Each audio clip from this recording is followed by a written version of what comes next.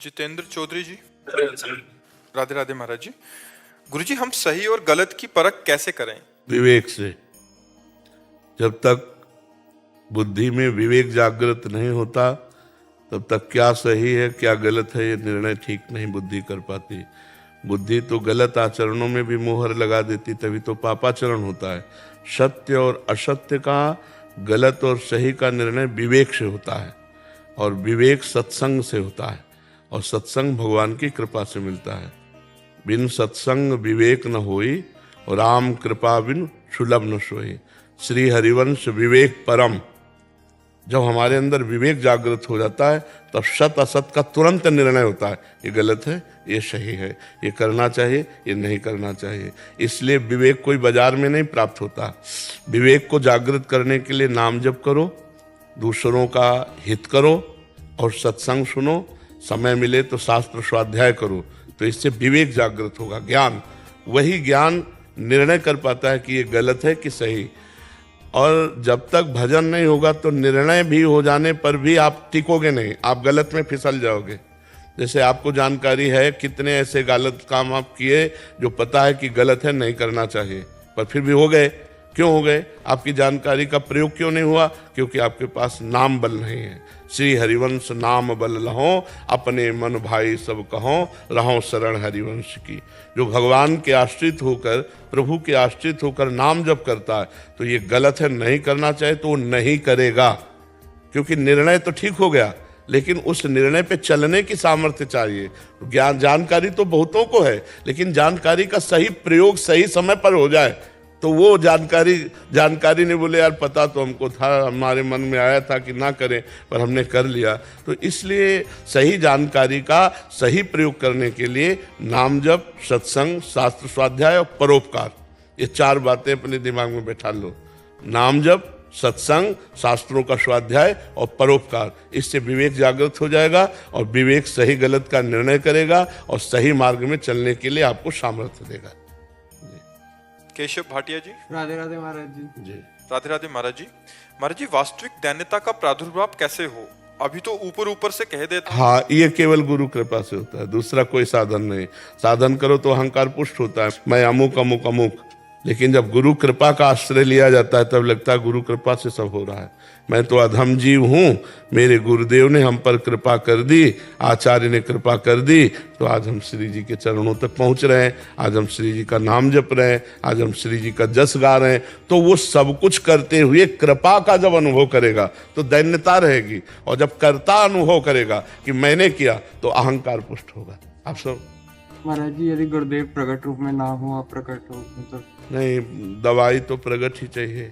नहीं, प्रकट रूप में शरीर त्याग चुके हैं। हाँ, तो कई प्रकार के गुरु होते हैं। मंत्र दीक्षा गुरु अलग होते हैं और शिक्षा गुरु और होते हैं। श्री दत्तात्रेय जी महाराज ने 24 शिक्षा गुरु बनाए, शिक्षा गुरु 24 बनाए।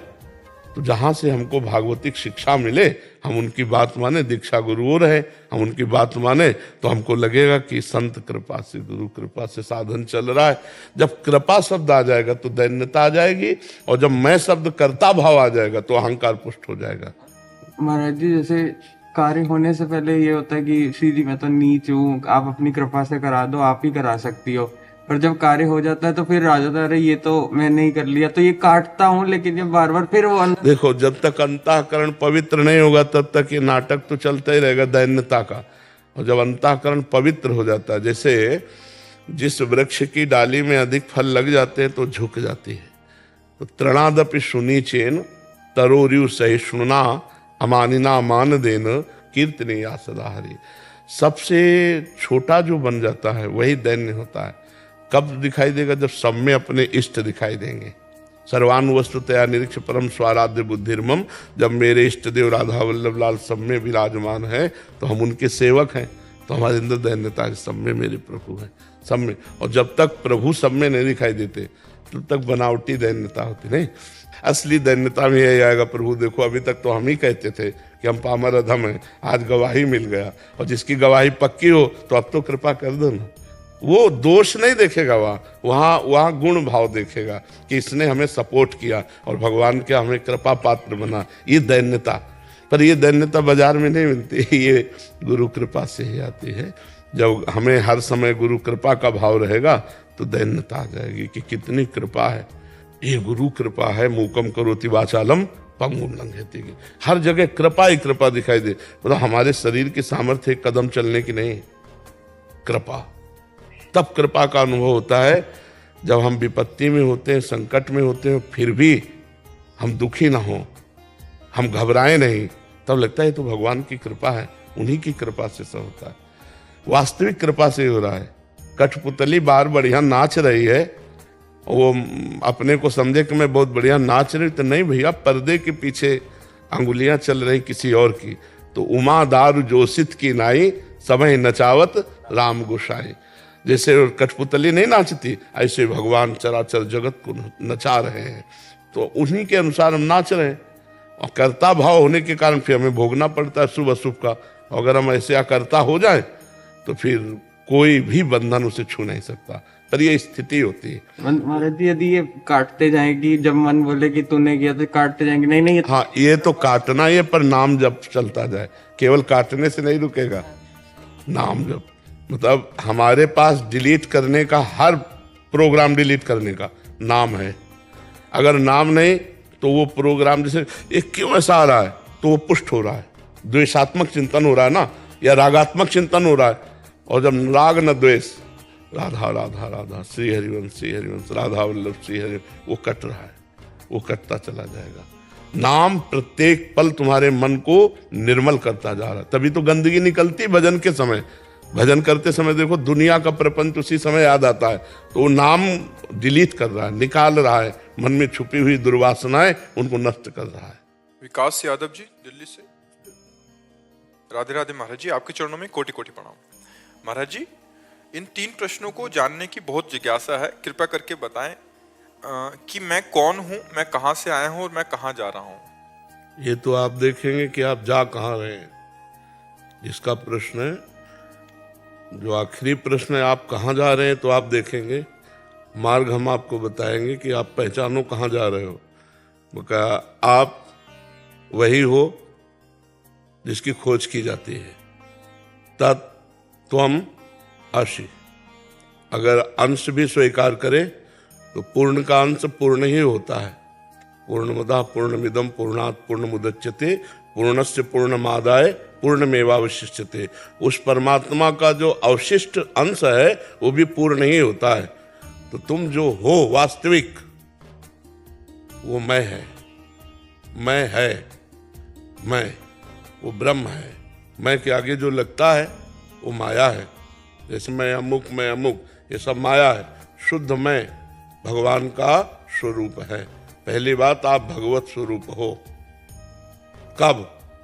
जब देहाभिमान छोड़ करके अपने स्वरूप का अनुभव करोगे तब।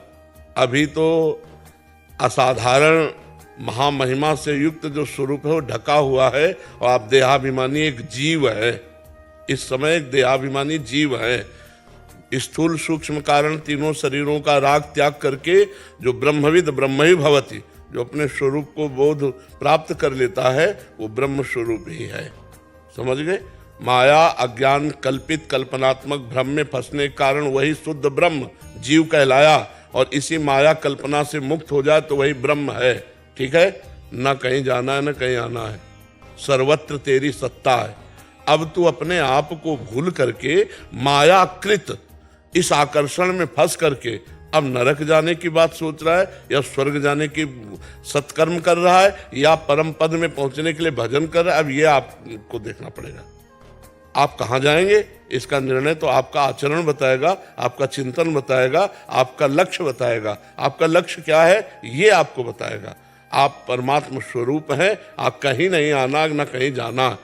स्वप्न का भ्रम में पूरा, यहाँ से आप ब्रह्म स्तंभ पर्यंतम सर्वम मायामयम जगत, यहाँ से लेकर ब्रह्म लोक तक मायामय जगत है। तू सत्य है, परम सत्य है, त्रिकाल सत्य है। अपने स्वरूप को जान, तत्त्वम् असि। समझ पा रहे हो आप? ये शुद्ध अध्यात्म की वार्ता है, प्रपंच मिश्रित नहीं, शुद्ध अध्यात्म की वार्ता। अगर साधन करते हो तो हमारी बात समझ पाओगे, नहीं हवा में उड़ जाएगी ये बात। समझ पा रहे हैं आप जी? अंबिका जी हैदराबाद से। राधे राधे महाराज जी, महाराज जी, मैं भगवान में विश्वास रखने के बावजूद अंदर से डर, चिंता, जिज्ञासा क्यों महसूस कर रही हूं? नहीं विश्वास केवल है, भगवान नहीं से नहीं जुड़े कार्य- विश्वास नहीं, नहीं विश्वास नहीं। विश्वास हो जाएगा तो निर्भय हो जाओगे, निश्चिंत हो जाओगे, निशोक हो जाओगे। विश्वास अभी नहीं है, अभी जबान से विश्वास है, हृदय से विश्वास नहीं। नहीं, हृदय से विश्वास हो जाएगा ना तो मृत्यु भी महामहोत्सव लगती है। और डर किस बात का? जब हम भगवान के हैं और भगवान सर्वत्र है तो मेरे पास भी है, भगवान सबके है तो मेरे भी है, भगवान सब समय में है तो इस समय में भी है, भगवान सबकी रक्षा करते हैं तो मेरी भी रक्षा करेंगे। फिर मुझे डर किस बात का? हाँ, डर तब होगा जब अज्ञान बना रहेगा, कोई पापाचरण होंगे, कोई छल कपट होंगे तो फिर आपको डर बना रहेगा, चिंता बनी रहेगी, भय बना रहेगा। निष्पाप पुरुष, परमात्मा में दृढ़ विश्वास रखने वाला कभी भयभीत नहीं होता।